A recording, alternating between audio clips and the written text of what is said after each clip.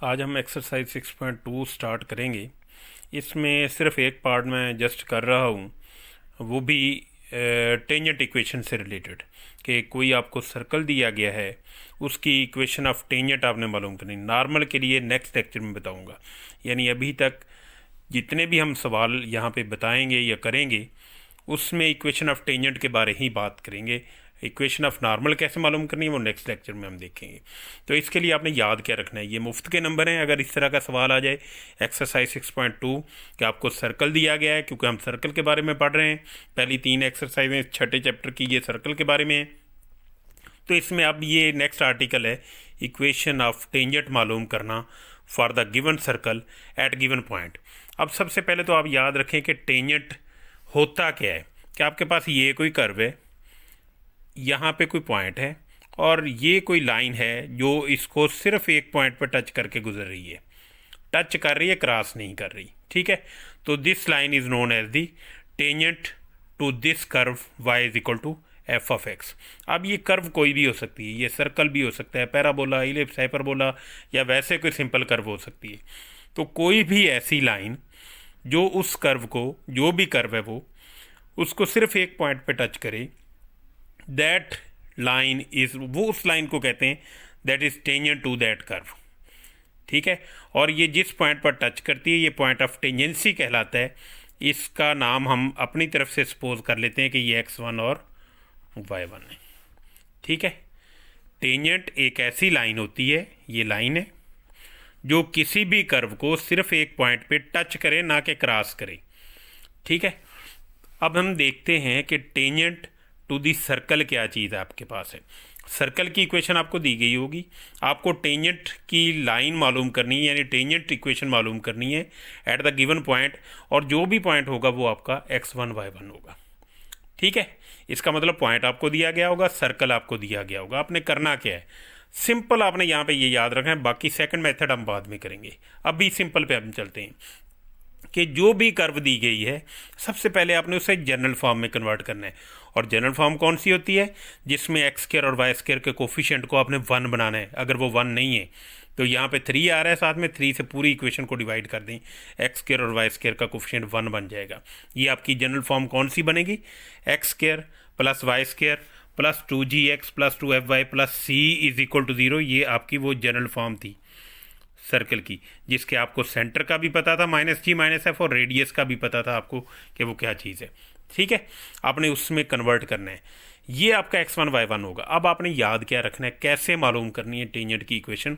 आपने जहाँ जहाँ एक्स स्क्वायर आ रहा है उसको x1 से रिप्लेस कर दें, जहाँ जहाँ वाई स्क्वायर आ रहा है उसे y1 से रिप्लेस कर दें, और जहाँ सिर्फ x आ रहा है उसको x plus x1 divided by 2 से रिप्लेस कर दें, जहाँ सिर्फ y आ रहा है वहाँ उसको रिप्लेस कर दें y plus y1 divided by 2 से।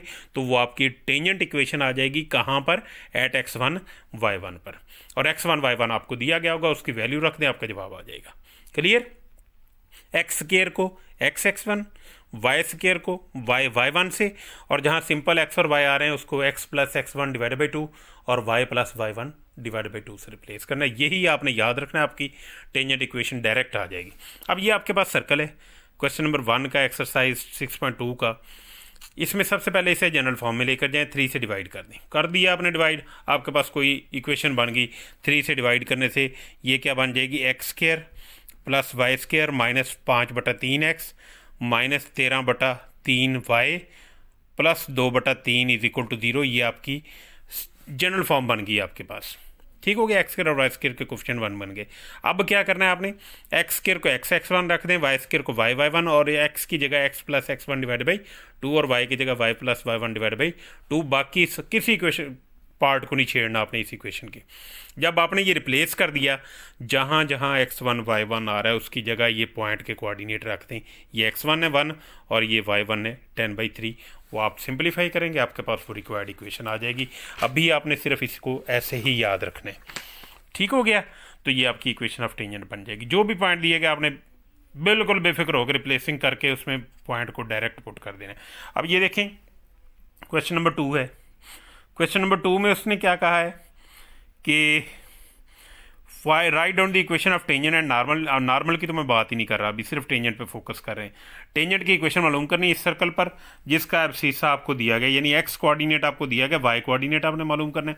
अब आपको तो ये पता है कि ये कोई सर्कल है, ये टेंजेंट इक्वेशन है जो इसको सिर्फ एक पॉइंट पर टच कर रही है। इसका एक्स कोऑर्डिनेट आपको पता है कि -4 दिया गया है।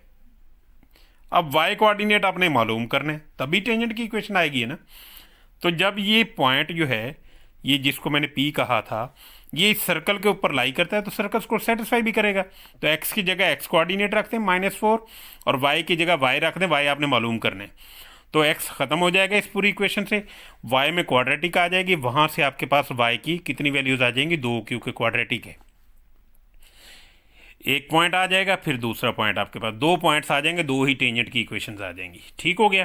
पहले एक के लिए टेंजेंट इक्वेशन मालूम कर लें, फिर दूसरे के लिए। तरीका वही है जो मैंने आपको लास्ट में बता दिया है कि सबसे पहले एक्स स्क्वायर और वाई स्क्वायर के कोफिशिएंट को 1 बनाएं, उसके बाद वो रिप्लेसिंग करें, एक्स स्क्वायर को x1, वाई स्क्वायर को y1, और इसी तरह से एक्स को x + x1 / 2, y + y1 / 2। पहले एक पॉइंट के लिए मालूम कर लें, फिर दूसरे पॉइंट के लिए मालूम कर लें। ये आपका सवाल इसी तरह से हल हो जाएगा। 2 पॉइंट्स आएंगे यहाँ से, याद रखना। 2 टेंजेंट आ सकते हैं, ठीक है ना। तो यहाँ भी टेंजेंट हो सकता है ना, इस जगह पे। तो 2 पॉइंट्स आ गए आपके पास, क्वाड्रेटिक इक्वेशन है, तो दोनों पर आप टेंजेंट लाइंस मालूम कर सकते हैं। उसी तरीका वही है जो मैंने आपको पहले बता दिया था। ओके। उसके बाद हमारे पास क्या है, इसका क्वेश्चन नंबर चेक करना है कि आपने लेंथ ऑफ टेंजेंट मालूम करनी। इसको जस्ट एज अ फार्मूला ही आप याद रखें। Length of tangent drawn from this point मालूम करनी है। तो आपके पास जो भी सर्कल की इक्वेशन दी गई, सबसे पहला काम अपने हर जगह पे जनरल फॉर्म में यही करना है, एक्स स्क्वायर और वाई स्क्वायर के कोफिशिएंट को 1 बनाना है। जब 1 बन जाएगा लेंथ ऑफ टेंजेंट, उसी पूरी इक्वेशन का स्क्वायर रूट ले लें, जो भी इक्वेशन आ गई है, ठीक है, उसकी लेफ्ट हैंड साइड का स्क्वायर रूट ले लें। टेंजेंट की जब आपने लिखना है स्क्वायर रूट लेते हुए, तो यहाँ लिख देना है पॉइंट x1 y1 पर है, x1 का स्क्वायर प्लस y1 का स्क्वायर -2x1 + 3y1 -131/5 और उसका अंडर रूट, और x1 y1 की जगह ये पॉइंट रख देने। जब लेंथ ऑफ टेंजेंट मालूम करनी तो आपके पास लेंथ ऑफ टेंजेंट आ जाएगी। ठीक हो गया, क्लियर है। उसके बाद है क्वेश्चन नंबर 5 देखें, या क्वेश्चन नंबर 6, दोनों एक जैसे हैं। Find the coordinates of the point of intersection of the line और सर्कल।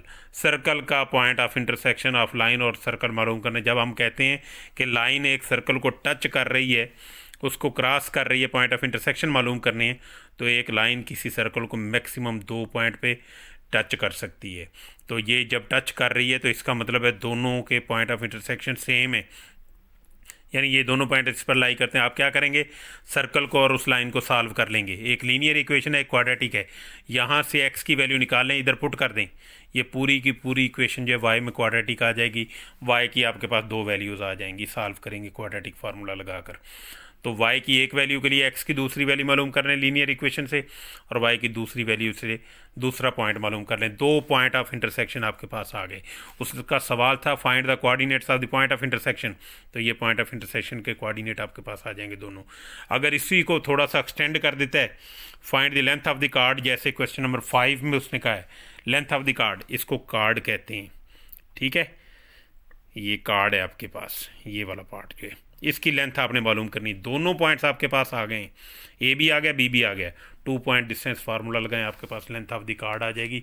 ये सवाल आपका हल हो जाएगा, ठीक है। ये वाले सवाल पॉइंट ऑफ इंटरसेक्शन वाले आपने सारे के सारे खुद ब खुद ही कर लेने, और ये बहुत आसान सवाल हैं। बाकी हम बाद में करेंगे। Thank you very much. अल्लाह हाफिज़।